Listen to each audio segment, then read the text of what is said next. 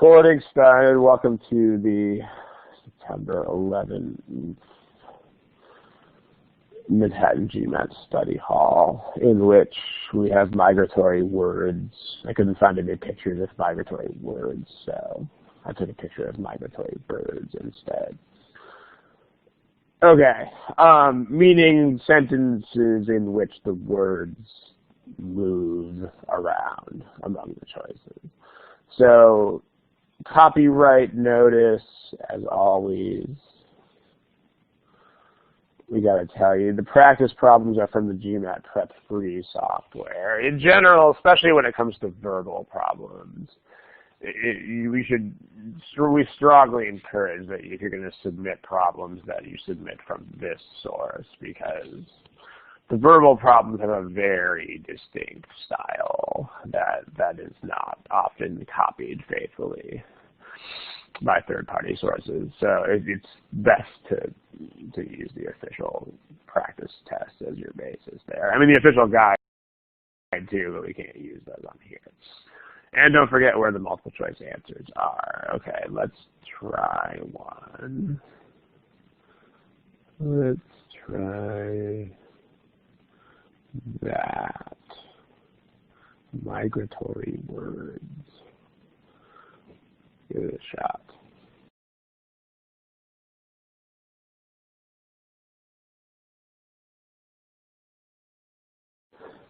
Okay, try to wrap this up in the next 20, 30 seconds-ish if you can.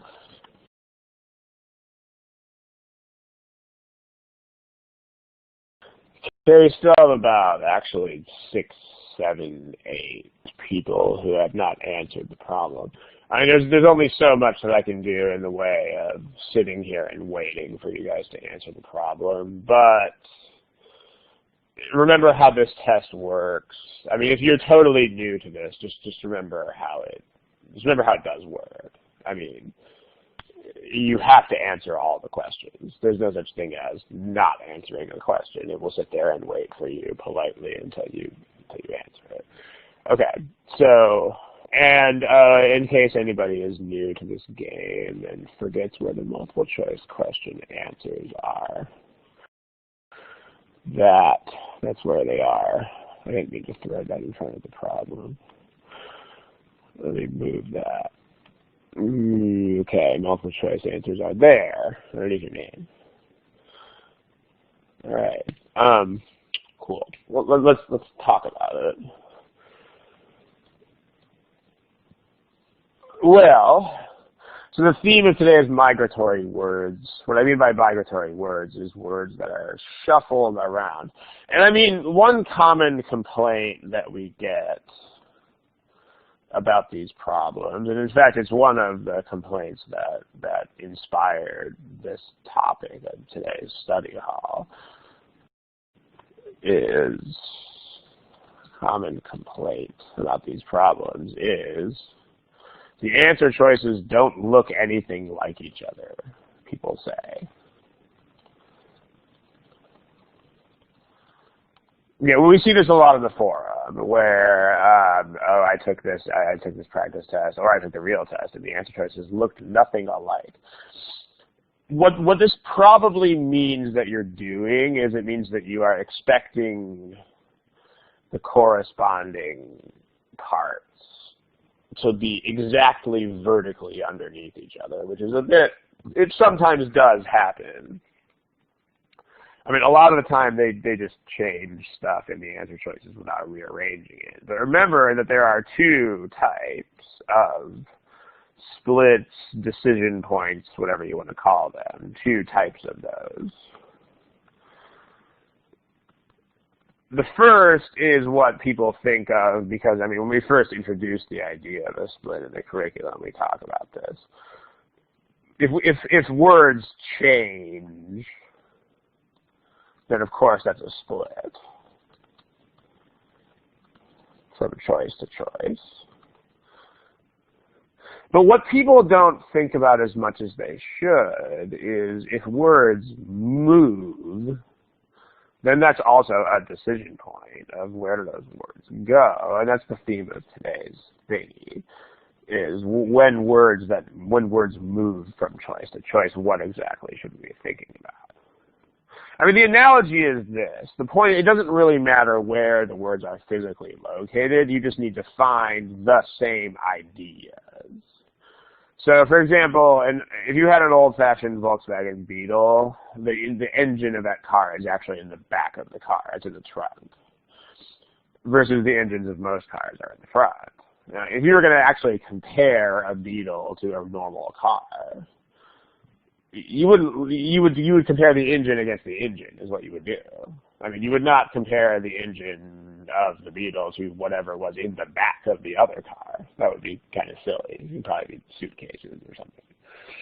It doesn't matter where these things are physically located. It just matters what the function is. You want to compare things with the same idea.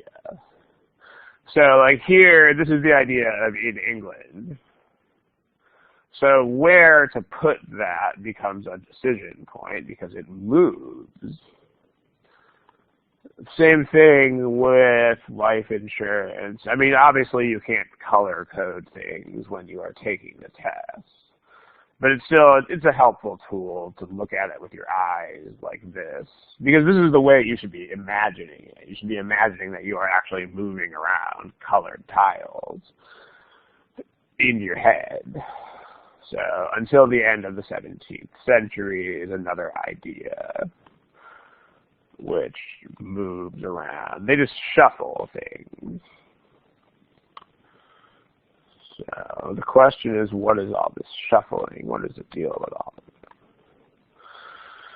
So it's going to differ from question to question, but does anybody in the chat box, does anybody have any insights into, this is going to take a little bit of time to load on the next screen, but here's a slightly smaller copy of the question with the highlights that we just put in it. The stuff that I didn't highlight, it's not because it's less important, it's just because I didn't highlight it. I mean, the remained is also an idea that matters, for example. It doesn't have a color right now, but you get the point there, too. But when words move from choice to choice,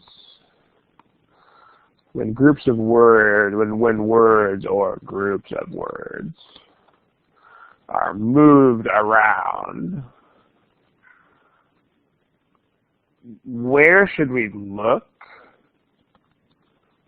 and what should we think about? Does anybody have any ideas here? Okay, well, Neil, you've just conveniently listed every single thing that sentence correction ever tests. I mean, structure and meaning is everything. That's 100% of all the things. So you got to get more specific than that. But, yeah, Sean, that's a start. I mean, right. The point is you want to look somewhere else. Probably at the stuff that's not in the underline, too. So touching the subject is a bit on the ambitious side. It doesn't always have to literally touch, but the ideas are there, right? Remember that overall this is a test of relationships. Like sentence correction is not about single things. You do have to get the meaning out of the original, but that's something you always do. I mean that's not special to this whole case of migratory words here. But yes, you should be doing that all the time. So props for that too, of course. But okay. So where should we look? Well, we should definitely look at the items that are being moved around, of course. But we should also look at neighboring items. So, sure. So this right here, this is because I mean the thing is, and this might be a little bit ironic, but modifiers that don't move are, if anything, going to have more influence than modifiers that do move because they can't go anywhere. So something is going to have to be there. Like what was introduced by Italian merchants? What is this describing?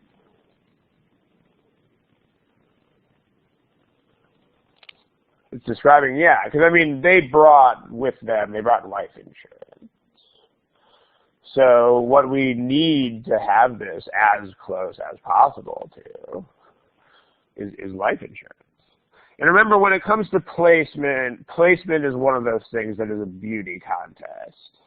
It's not, you're not hypothesizing some ideal of perfection. You're just saying, I need to look at these things, and the ones that do it the best I will keep. So placement. I mean, this should be as close as possible to life insurance, because that's what it describes. And you're keyed into that whole idea because there's going to be things that are closer and farther, because that's the whole point of migratory words, is you move things closer to or farther from something. So that's enough right there to get rid of the A and B and C.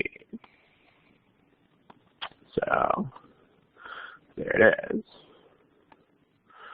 Life insurance is here. Life insurance is here. What about the rest of it? So, what is the sentence about? Yeah, life insurance remained until blah, blah, blah, blah, blah. Right. So, if you read the sentence, you can tell from the context that life insurance overall was not invented in London. It was brought from Italy, where it presumably already existed. So in terms of the context, we're talking about what life insurance specifically was in England. So this is also better placement. But if that's not clear, then look for, I mean, the cardinal rule of all of this is that if you are not 100% sure how a certain decision point works, 100.000% sure how something works, just move on to something else. I mean, there'll probably be something else. And sure enough, here there definitely is. I mean, a couple of you guys have pointed out in the chat box. I mean, here's a between, and this is awfully convenient. Between and sure. Between with nope, can't do it. By the way, this is the only kind of idiom that the GMAT's really going to be testing these days, is the really ground level ones that you've known since the early days, like between this and that. And you can also eliminate on the placement of to England, but if that area in England. But if that's not clear, cut it, move on. It's a thing. Any questions? See if anybody's typing anything. Nobody is typing anything. So one person is typing. Okay, let's see what's being typed. And no, because the placement would still be bad, as we talked about before. It doesn't make sense to write that as though it were. The placement of England doesn't make any sense in that choice either. So, can I see what you typed before you said, why are you typing terrible, terrible things where you're trying to kill me and then erasing them? No, I can't. I only see what it is after you submit it. Explain the placement thing, which is the placement thing. I mean, almost the whole discussion was about placement. So if you could specify. Yeah, in context, this is a sentence about life insurance in England. It's not. Because, I mean, if you wrote life insurance here, this would mean that these guys had actually invented life insurance as a whole. And if you read the context of the sentence, it's not what they're doing. They're saying that they brought in an already existing idea of life insurance, but that the version of life insurance that existed in England had a super specific form, that it was this weird kind of contract, as opposed to being a more general sense of, the whole point of calling it a specialized contract is that it was much more restricted than other life insurance. So again, if it's not clear, there's no reason to dwell on it. They gave you this other gift here, so it's all good. But just make sure that you're not staring at stuff in general. Okay, but hopefully that helps. Let's take a look at another problem. What about this one? All right, multiple choice answers are here. No, that's not the one. I wouldn't give you that one. Multiple choice answers are here.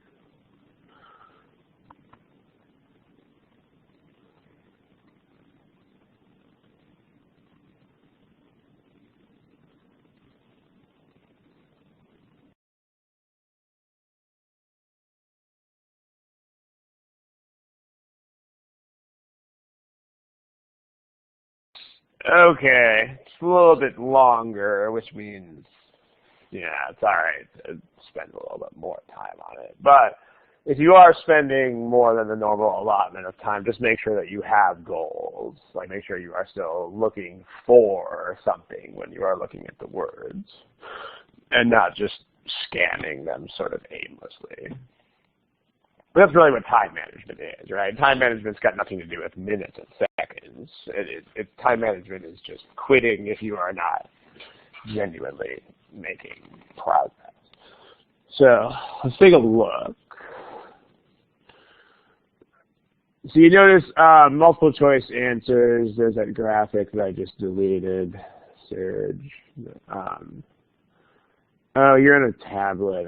You should probably still be able to see the multiple choice machinery, but I don't know how it renders on a tablet, but you should see something somewhere on your screen that looks like this. So, but yeah. All right, let's take a look.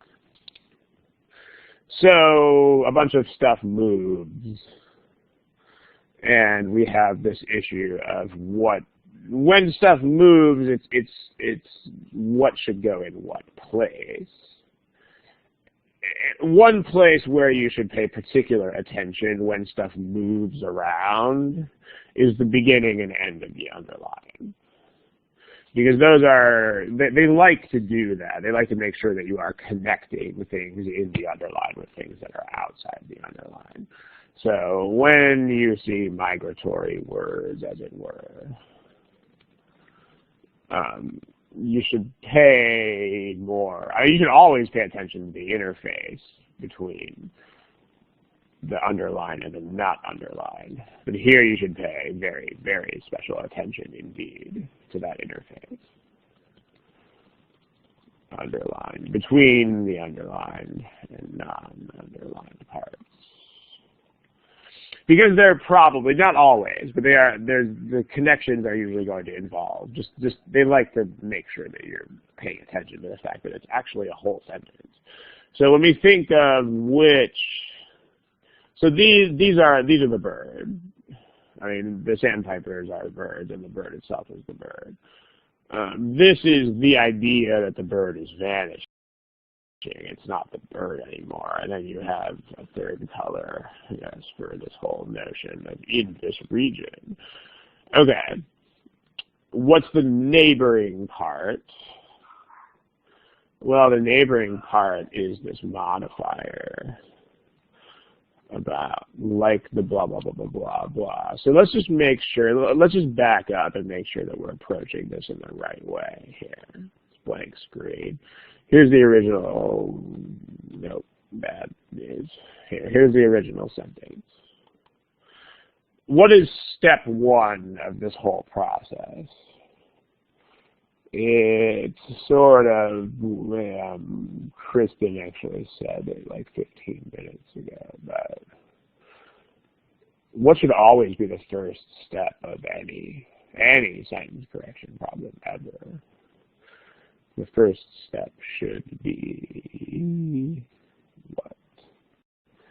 The first step should not be subject-verb. The first step should be read the original sentence and understand what the heck it is trying to say. If you're looking at subject-verb stuff, then in 90% of problems, you're wasting your time because they only take that about 10%. They only test it 10% of the time. Splits are also not first because you don't know, you would not understand how to resolve the splits if you didn't know what the sentence means. So just remember this. I mean, it's kind of weird how few people realize this as much as they should. My microphone wire just came out. I don't know if you heard the last thing I said. I mean, a lot fewer people recognize this than I would expect. But there's no such thing as thinking about grammar alone. That's not a thing. Like it is impossible for a sentence to be correct based only on structure. It's not a thing. It's like if you were writing software. I mean, if you write code and it runs, you still don't know that it's the right code. You only know that it's the right code if it does what you want it to do. And if you don't know what the software is supposed to do, it's always impossible to tell if it is written correctly. It's impossible. I mean, there's some code that is bad because it just doesn't run. In the same way, there are some sentences that are wrong simply because they are not legitimately grammatical structures. But there's never any such thing as a correct sentence, ever, until you know what the meaning is supposed to be. Make sure you know this. Because if you don't, then you can't, like, empty structures can't be right. They might be wrong, but they can't be right. So step one is always that. Step one is read the original sentence. Do not think about grammar at all at this point. Don't do it. Don't analyze the grammar. Just figure out exactly what it means. Just normal reading, the way you would read a book or a magazine.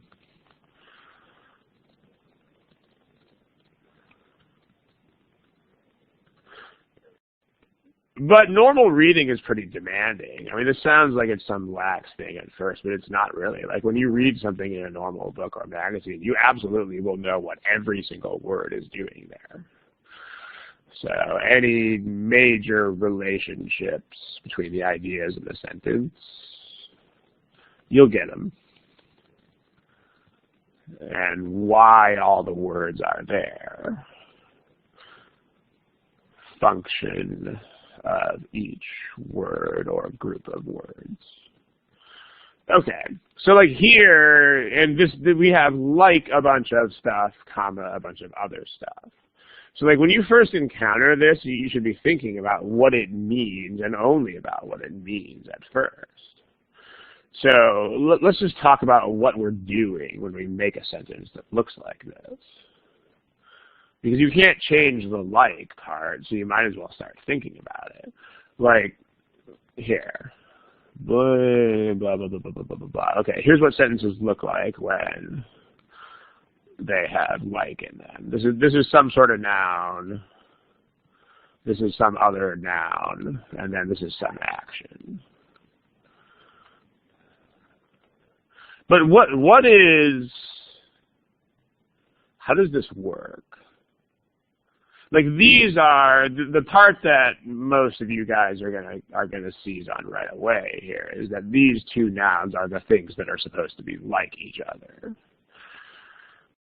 But it's more than just that. Like when you read a sentence like this, you're not just relating those purple things. Who does this action when you have a sentence that looks like this?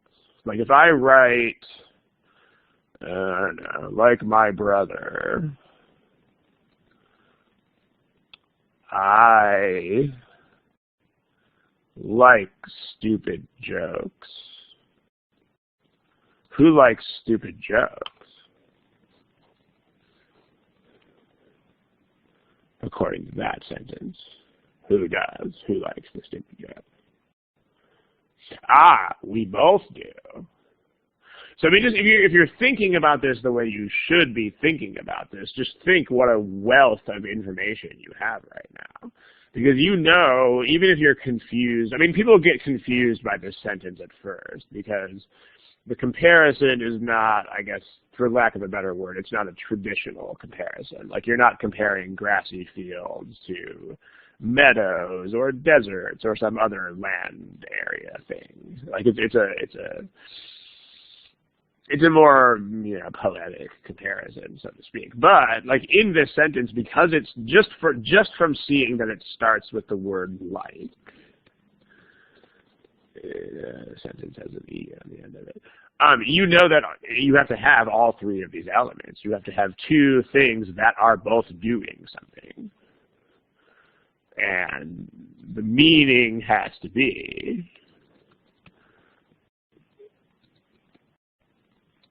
something and something else are both doing blah, blah, blah, blah, blah. Until you figure this out, you should not move on to any answer choices because you are not ready for them yet.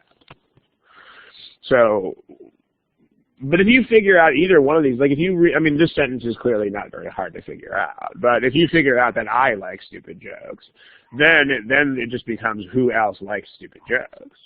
So if you can figure out anything about what this sentence is saying, then you're going to not have that hard of a time figuring the rest of it out. So like, tell me someone or something who does something or who is doing something in this sentence. Because if you get either half of this, you're going to be good. So someone tap into that. Like, give me one of the nouns and the thing that it's doing in this context.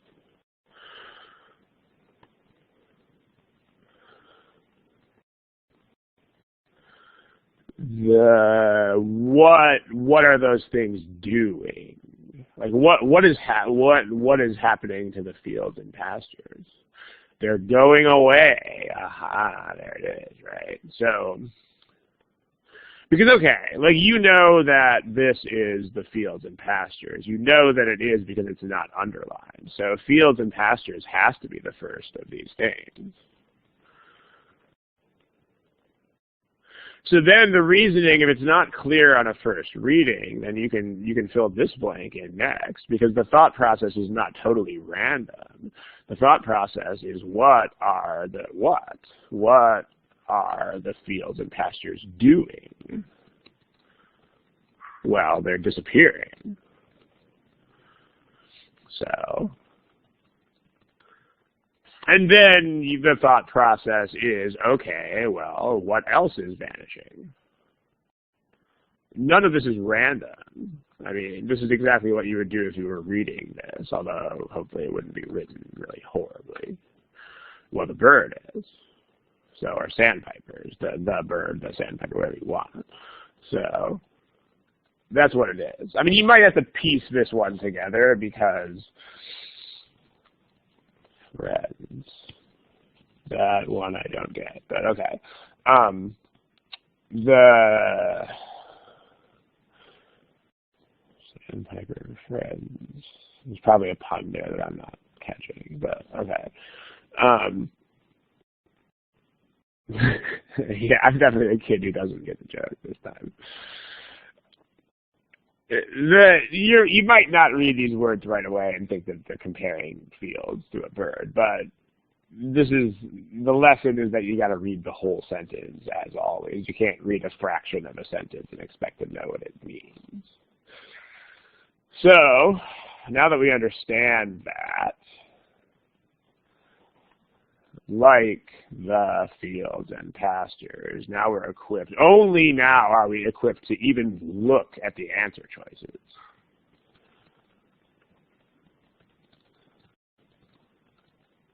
I mean, you know, that's a lot of legwork here, but you got to do it. So, like the fields and pastures, blah, blah, blah, blah, we need the bird, so it's the last three are not the bird, so they're gone. I don't know why the strikeouts are that strange color. Let's make them a different color. Not C, not D, not D. All right, well, other splits. Notice that this is no longer placement issues, but this would be a modifier, while that's actually a verb. So you might want to think about that. Does this make sense as a verb? Absolutely it does.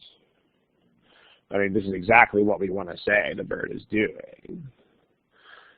With modifiers, remember that you can ignore them when you look at the whole sentence as a unit. So if you ignore this modifier, then you've got big issues in choice A. You've actually got huge issues in terms of both meaning and overall structure here. In terms of meaning, now you are saying that a bird is a result of industrial development. Like they built a bunch of factories and they are spitting out birds in the form of pollution. Doesn't make sense. I mean, a lot of things result from industry, but birds are certainly not one of them. And then grammar-wise, again, you can the grammar of the sentence is left untouched if you remove this modifier, and you have a sentence that says the sandpiper is a result, singular verb, plural subject. Not okay. So be like boy. Are there any questions about this problem?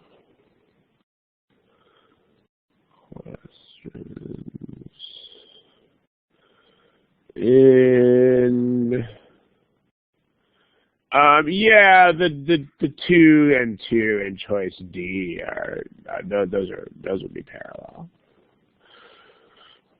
If you got that far with that choice, those would be fine.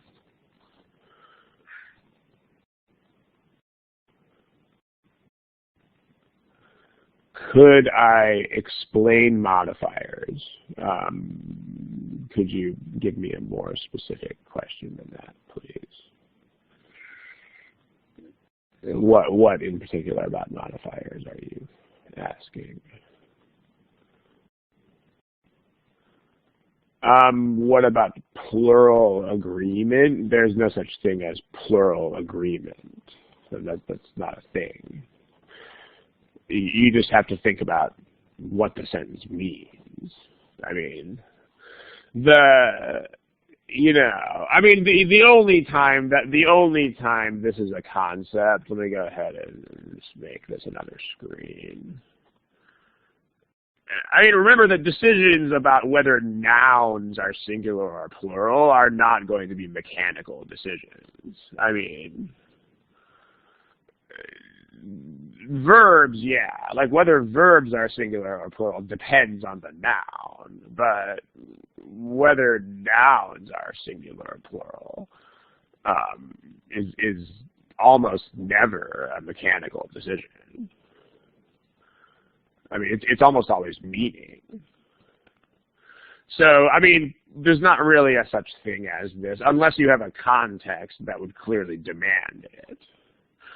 So, I mean, if context demands this, it's a thing. If not, it's not. For example, I don't know, let me just make up something. If I say, my 3 kids want to be a professional athlete when they grow up. Well, that's bad, unless one of them wants to be the head, and one of them wants to be the torso, and one of them wants to be the legs. Otherwise, that doesn't make any sense. So, because 3 kids have to grow up to be 3 athletes, and that would have to be plural. So this would have to be my 3 kids want to be professional athletes, plural. Yeah. This makes sense. Okay, but on the other hand, if you have something that makes sense with plural and singular, then that works. Like my 3 kids want to be, I don't know how many people are on a beach volleyball team, but let's say that there are 3. So my 3 kids want to be a beach volleyball team when they grow up. Well, that's fine. Because now 3 people can be one team. So this would work. So in terms of nouns, this is kind of a non-thing. I mean, you just want to think about the nouns in context and think about whether it makes sense. So, Alessandro, no. If you have something like this, it is impossible that this is a noun. If I have the pictures hanging on the wall, then it's a modifier. Okay, I think I see what you're asking about. If this were like the Sandpiper's apostrophe vanishing, or the Sandpiper apostrophe S vanishing. But nope, that's not how they wrote it. When you have a noun that's directly followed by an ing, the ing is a modifier of that noun. Okay. Let's see other things. All right. Yeah. Okay, any other questions about this problem?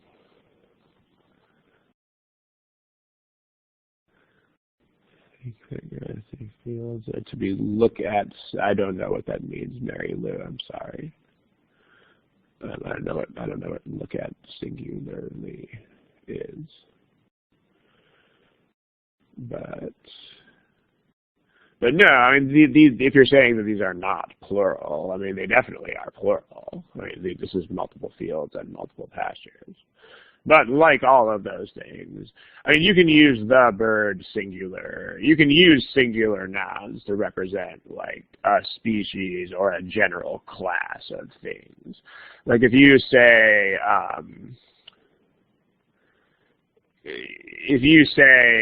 the foot race has always been a form of human competition, that's like all possible foot races, but we still say the foot race, singular.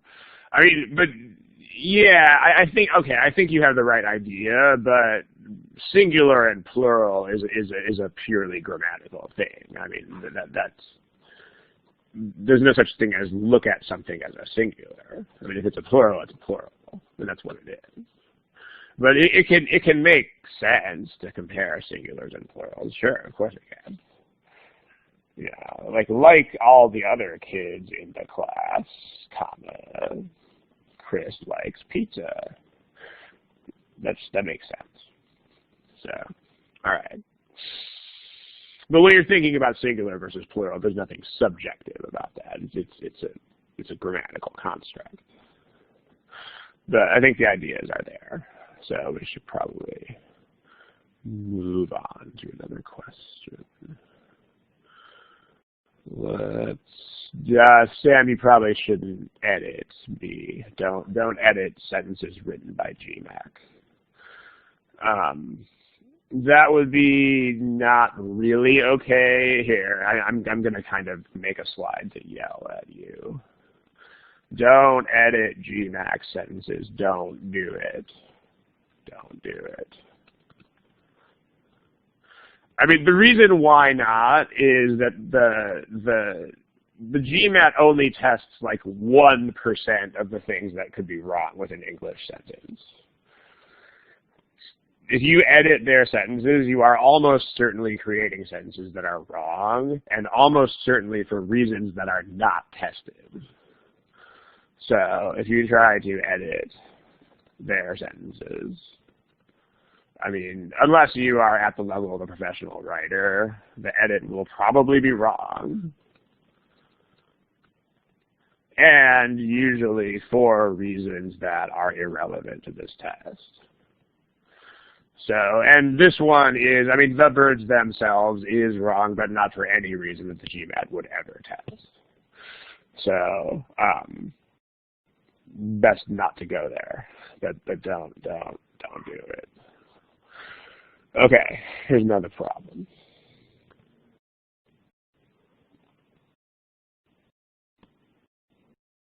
Go for it.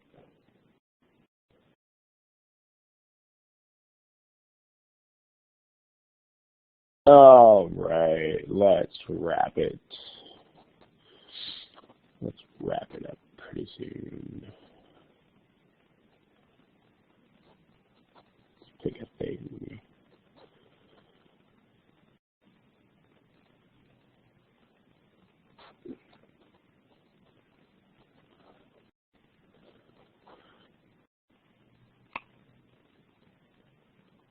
So when it comes to things that move around, we've noticed, like, I mean, some of the takeaways that you get from these things, you can kind of flip around and transform them into other takeaways that are more lessons. Like from a couple of problems ago, on the first problem we saw today, we noted something like, when stuff moves around, we should think about which words describe which other words. But what you can also do, you can sort of rearrange the same takeaway and get a corollary of it, which would be something like, you know, if lots of stuff moves around, think about descriptive words or modifiers first. Meaning, in preference, like before you think about things that are like structural elements.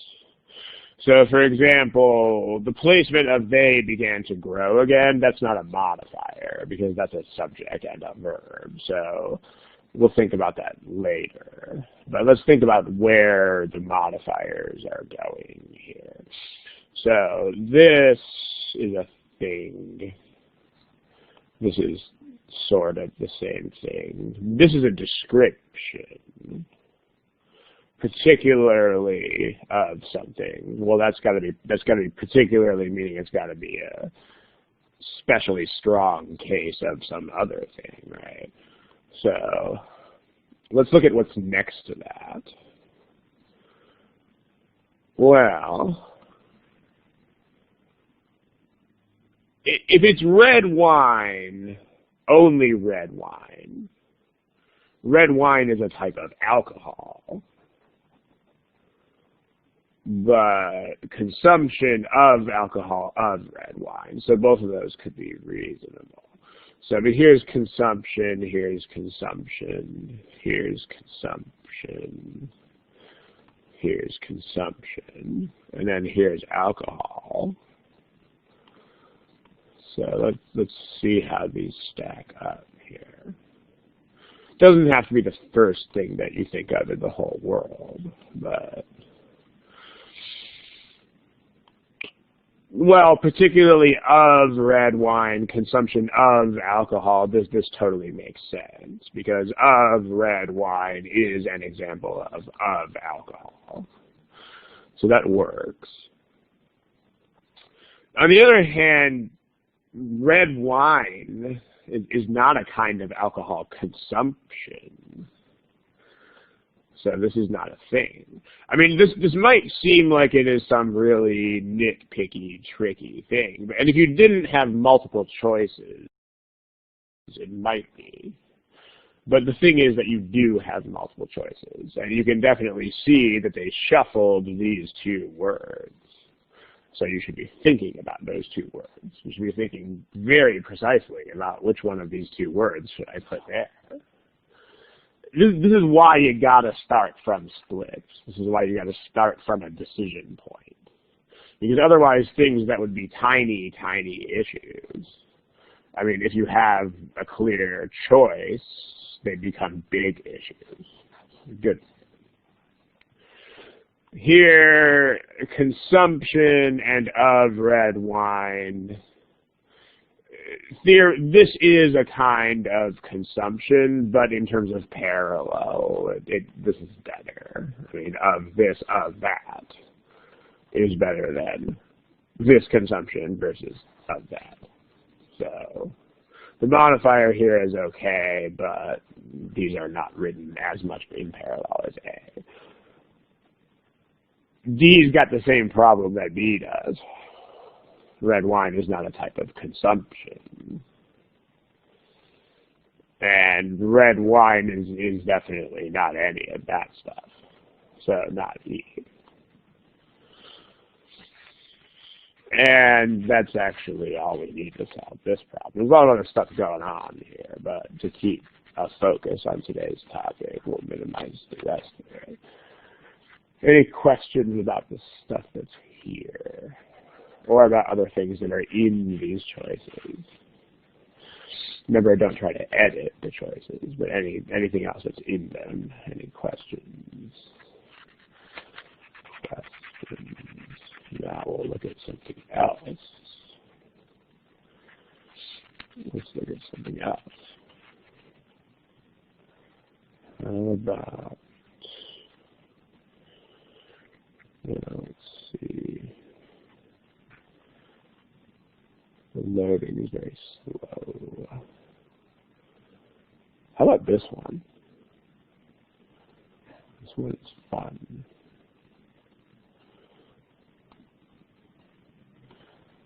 Go for it.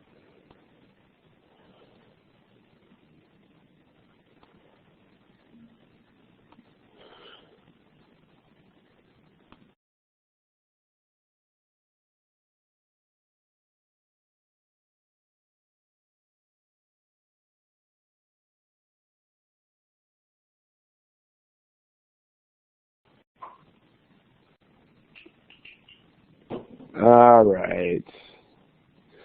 Spend a lot of time here. Remember what time management is. Time management is if you are not genuinely making progress. And I mean, here's a drill that you can do.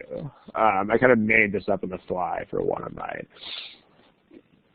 tutoring students a couple of weeks back, and because people's problem is that they just stare at the words. They're just like, la la la, I'm staring at the words. Don't do it. Remember, that's all there is to time management. I mean, people sometimes wish it were more complicated so they could feel better about having bad time management, but it's not. It's not more complicated. Time management is that's basically all it is just be honest with yourself and quit if you are stuck. Or not quit, but quit what you are doing at the moment. If you're stuck, don't keep going on the same thought process. Stop what you're doing and try something else. If it's a sentence correction problem, that just means find another decision point and go for it. And don't do the same thing more than one time. So if you don't figure out a split the first time you analyze it, don't try to analyze it again 10 seconds later, because that's not, I mean, you won't have any new insights in 10 seconds. If you had the chance to come back after a period of hours or days, then you might genuinely have new insights, but unfortunately that's not an option. So this is really all that time management is. But here's a drill that you can do just to make sure that your time management is okay here. It's a cute little drill. I kind of like it. I mean, you probably have a watch or a stopwatch with a timer, some sort of apparatus that you can set to beep every, 30, 45, or 60 seconds, whatever. And then do some problems. And when the thing beeps, stop for a moment, pause, ask yourself, exactly what am I doing right now and why?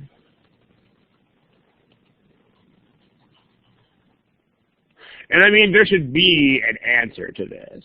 If there is not a definite answer to this, that is bad time management.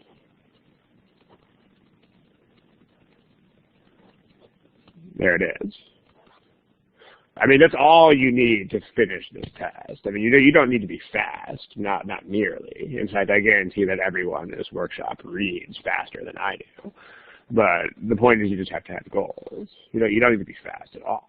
So when you're working a math problem, it needs to be, you know, when it goes beep, you're like, if you're moving a bunch of variables around, you should make sure that you're actually trying to do something with those variables.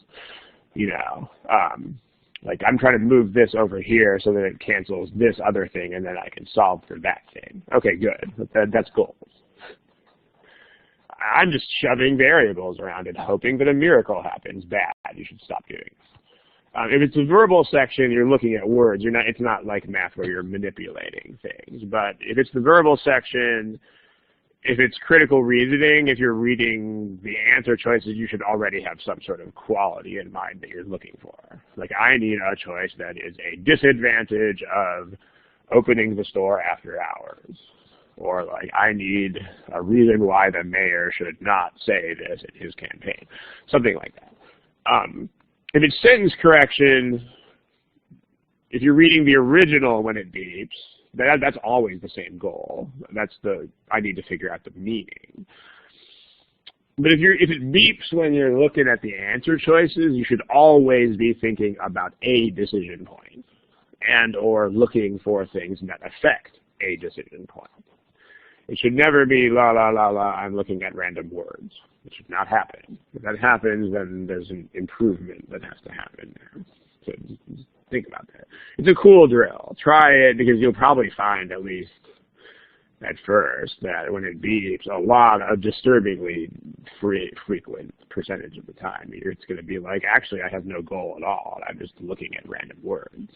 And then you can improve that. So try it. It's the thing. All right. Well, we got a bunch of stuff that moves here. But this is not a modifier. That's a verb. So what's the issue?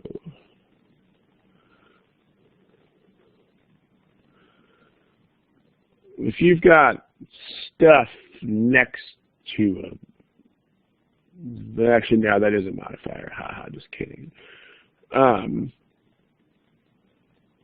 That is a modifier. So what does this describe? Recorded by missionaries or anthropologists.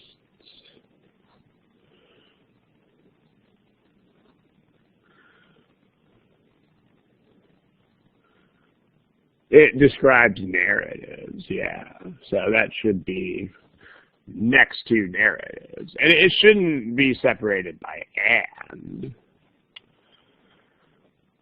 because it's not two separate things. It's not this and separately that. So we want oral narratives here. Good. Nah.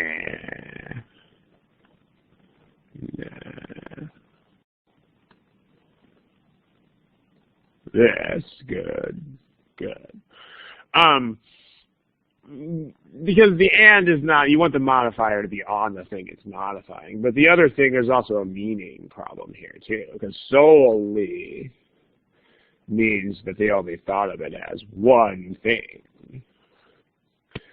It doesn't make any sense to write they thought of it solely as X and Y, because then that would be two things, and then it wouldn't be solely anymore. So solely is, like only could be in front of two or three or four things, but not solely. Solely is in front of one single thing. That's the point of using the word solely instead of only. One single thing they thought of it as and nothing more. So not B and C. All right. Now,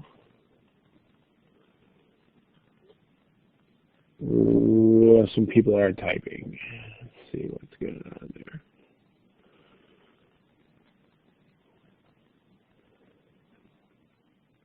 Yeah, you can have only. I mean, only is pretty flexible. Not only can only can appear in front of multiple things, but also, like I don't know, all of the trucks were gone from the parking lot, and only vans and cars remained. You could do that. So, yeah. B has no verb. Yeah, it doesn't, but remember that's not where we are right now. Right now we're thinking about that decision point that is purple. So that's a thing. Well, let's talk about that now. So if you look at the structures of these things,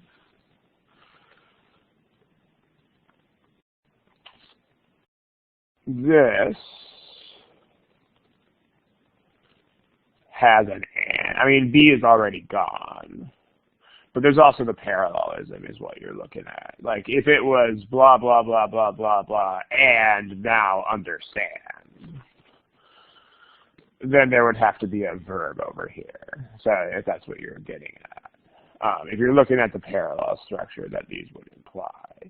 I mean, these ands don't make sense in the first place, so we don't technically have to go there. But you can also eliminate for that reason, because if you had something and understand, then there would have to be a verb over here to be parallel to that, sure.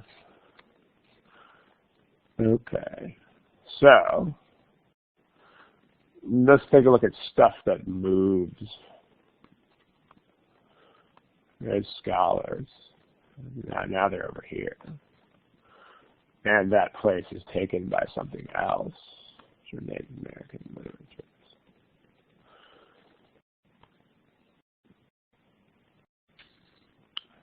Well, how do we decide? Well, we got some modifiers here. That whole thing is a modifier. So that leaves us with scholars understand. That makes sense. That these are the people who understand things in this way. Here, Native American literatures modifier. So in B, you're saying that Native American literatures understand things. Nope. And then none of you guys picked E, so this is not a grammatical structure that exists. Since none of you guys picked this choice, we're good with that. Like this is not a thing. Here's the comment. Which choice are you talking about? Let's see. First phrase and last phrase.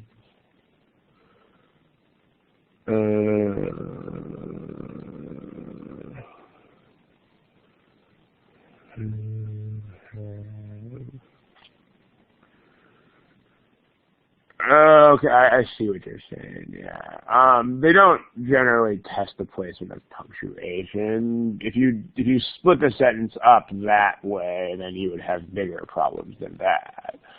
Because if you split it up that way, then you wouldn't even have a sentence. You would just have Native American literatures and then this modifier. So if you looked at it that way, you could dispose of that pretty quickly, either the way that you're doing it or the way that just by realizing that it's not a sentence. So, sure. Okay. So we got A, yeah, E is, yeah, so this is definitely A, like alligator. Any other questions, feel free. Let's try to get another one here. Let's see. How about that?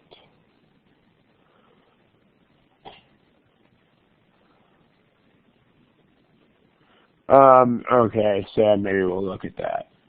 I'll go back to that slide later and look at that issue towards the end.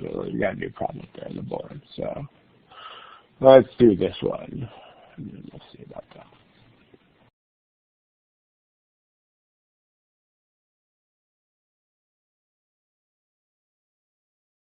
All right, let's pick a thing that is a thing.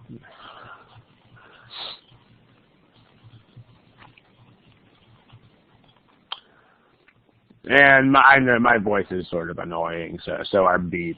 So my voice is kind of like beep right now, right? If my voice is sounding, think about it. What is your goal? If you are still looking at this problem, what exactly are you trying to find? If there is not an answer to that, guess. That's what time management is. And it's really nothing more than that. There is really nothing else besides that in time management. I mean, again, people don't like that because thinking that time management is this complicated beast makes people feel better if their time management is bad. But time management is just honest with yourself. Are you stuck? If you are stuck, stop. That's it. That's all time management is. All the minutes and seconds are tools as like backup training wheels, so to speak, if you don't have that self-discipline. All right, let's take a look. So before we talk about this problem, there's this concept of parallelism, which, I mean, if you're talking about parallelism of short things, then there's very formal structure to that. Like if you have not only this, but also that, then those have to be structured pretty much as alike as possible. But the thing with the whole notion of parallelism is that it also extends to larger structures too. It's basically still the same idea. Like if there are any two things are similarly presented in the sentence, then they should look as alike as possible. Whereas similarly presented can mean lots of things. But like, let me show you, unless there's a reason not to. Like unless context actually dictates that there is some kind of contrast. So unless there is a really good reason in context to do otherwise. So let me show you an example of what I'm talking about. Like here are 4 sentences.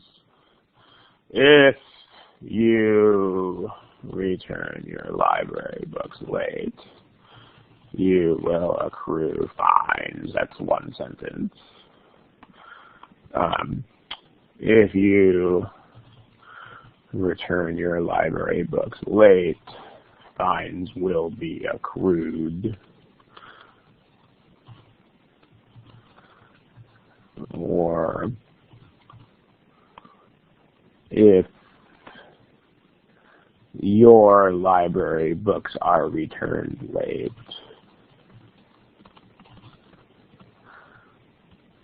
or if your library books are returned late, fines will be accrued. So, I mean, technically, the parallelism in the more formal sense is not really an issue here because this is 2 complete sentences connected by if. But the point is, I mean, we're talking about 2 things that are similarly presented. There's a relationship here that is pretty clear.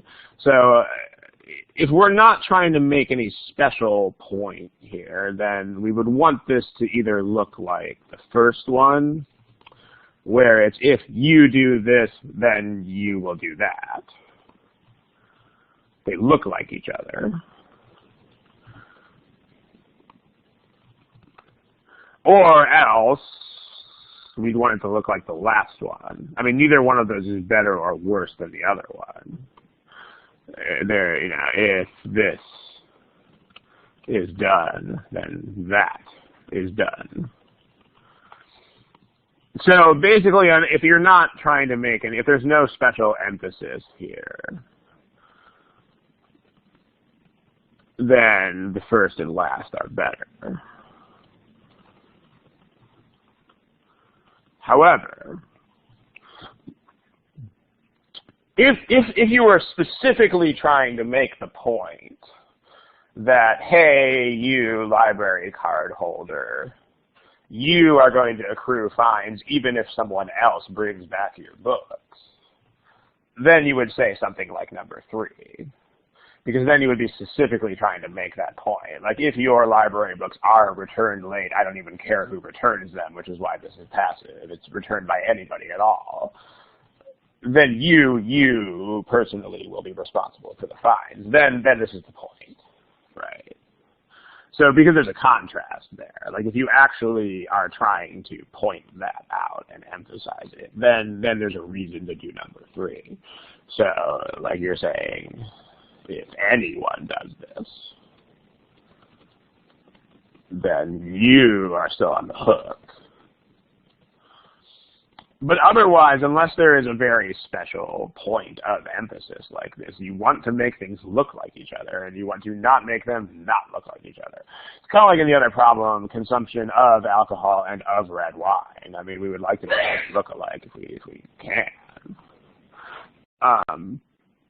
So back to this. I mean, this whole sentence, the entire thing, consists of 2 things that are very, very similarly presented.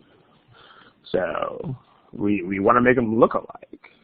Because, I mean, as far as the things we talked about earlier, those are non-issues. I mean, this is not a modifier because it's kind of like these. If complete sentence, other complete sentence, just as, well, not with like, but just as complete sentence, comma, other complete sentence. So there's nothing going on with grammatical modifiers here. But we have 2 similarly presented ideas. The second of which is conveniently not underlined. So the second one is the nautical archaeologist needs this knowledge in order to do X thing. So we know exactly what should go where. I mean, exactly, because we can line this up perfectly. The nautical archaeologist goes with what? What should occupy the same space as that? If we want to structure these similarly. One in the first half, in the underlined part, which thing? Yeah, the regular archaeologist, the one who's not a nautical archaeologist. That. Okay. And then the knowledge goes, that compares to what in the first part? Knowledge of ship design goes with not evaluating. That doesn't go with this. Because this is the expertise that the person needs. Evaluating is not the expertise. Evaluating is what they do with it. Yeah, this goes with the background in art history. Like this is, each of these is a specific type of education that the person needs. And then what they do with it is the last part of this. Like this is what they use it for. And this is what the other archaeologist uses it for.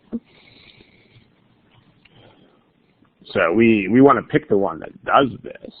So it should be the archaeologist needs this background in order to evaluate finds of art. I mean, we can we can actually, for once, we can predict verbatim what this is going to look like. So, an archaeologist needs a background in art history to evaluate finds of ancient art. Winner. Boom.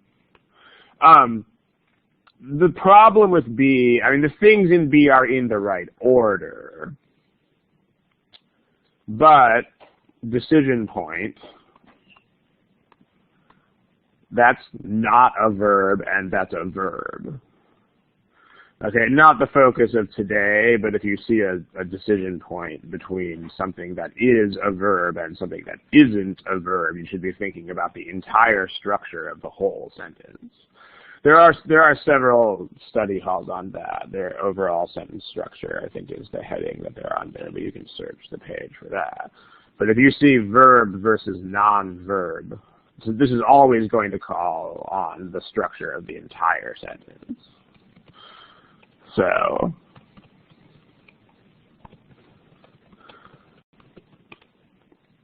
this, just as blah, blah, blah, that has to go in front of a sentence. So, this is a sentence. This isn't, this is just an archaeologist with a modifier stuck on it. So, nope. Yeah, I mean, well, when you say incorrectly, it's from a mechanical standpoint, they stuck it in front of a noun. Like, if you put like where the word as is here, then it would be mechanically wrong, because you can't put like in front of a sentence. In spoken English, you can, but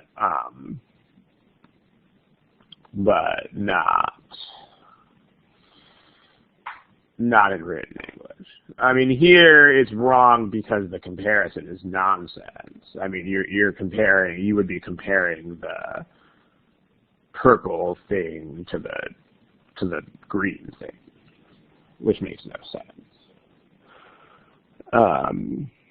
Dido. Oh, I think, are you saying ditto? Ditto is D-I-T-T-O. So does a... Yeah, not unless that's the verb of the sentence. I mean, this is... I mean, I'm interested in... I'm sort of perplexed by this question here. It's like the way that you're breaking this up is interesting. Like the idea that this is a single unit is an interesting thought. But that's not the right way to break that up. It's just as complete sentence, comma, so other complete sentence, where these sentences describe similar things like those do. So the second sentence is a nautical archaeologist needs blah, blah, blah, blah, blah, blah, blah stuff. I mean, remember that maybe the only reason I can think that you would break it up like this is because it's at the end of an answer choice, maybe, which means that you forgot that there's a sentence that does not end here. Oops. Remember, this is the middle of the sentence. I mean, don't forget that. So, it's usually the thing that's here is going to be a fraction of some other construction. So, just keep that in mind. I mean, this is not a thing. This is a fraction of another thing.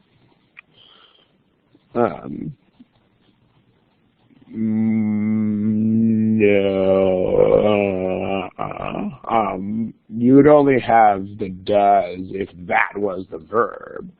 Like if you, I mean, I could make simpler examples that do that. I mean, that would be a pretty esoteric construction. I'm thinking you must have seen a sentence constructed like that and mistakenly thought that was part of an idiom or something. But let me unless does is the verb of that sentence, then no. So like if you, I don't know, let's say,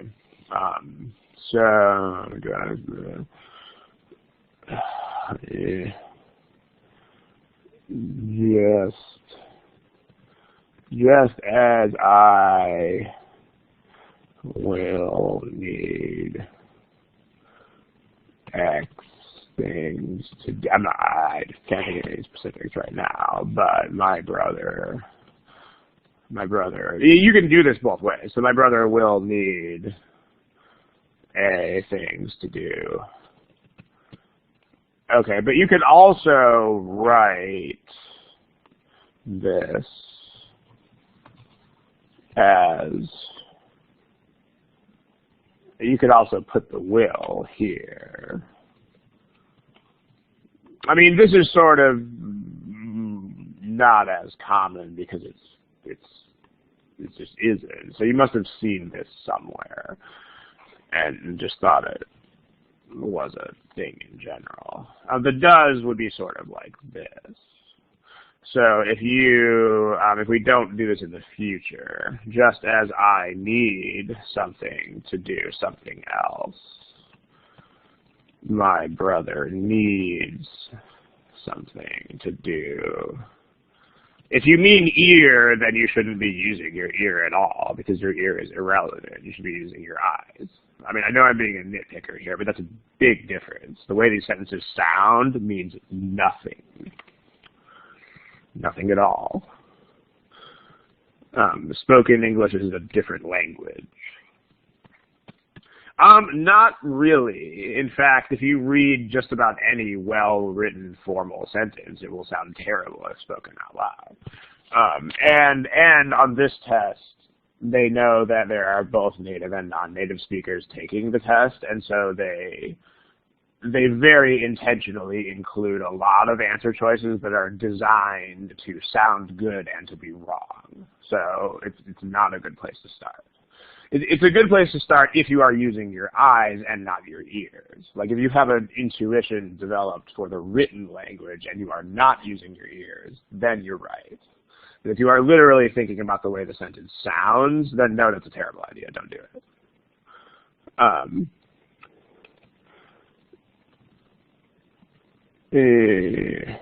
Okay. And we gotta wrap this up pretty soon too, because I guess the so is optional too, but okay. So notice the difference here. Needs is a verb, and does need is a verb. You could not say does needs, because does needs is not a verb. It's not a thing. So here, this is the same thing. Needs is a verb. You cannot put does with needs. They're incompatible. If you needed a does there, this would be need, not needs. Just as that would be. But there must be some specific one sentence somewhere that does this, because this is an unusual and sort of poetic way to write a sentence. So if they wrote one like this, they probably had a really good reason to do it, which we don't here. I mean, this sentence is much worse than that one. So whatever example this is taken from is probably a very special example that you guys are mistakenly interpreting as general. So I hope it just clears things up. In any case, well, okay, we're over time here. We gotta kill it. So, thanks, guys. And 2 weeks. Next one's on the 25th. And then that's that. Awesome. Thanks for coming. All right. I'm going to allow you guys out here in the next 15 seconds or so. And I'll see you in 2 weeks. Good night and good luck.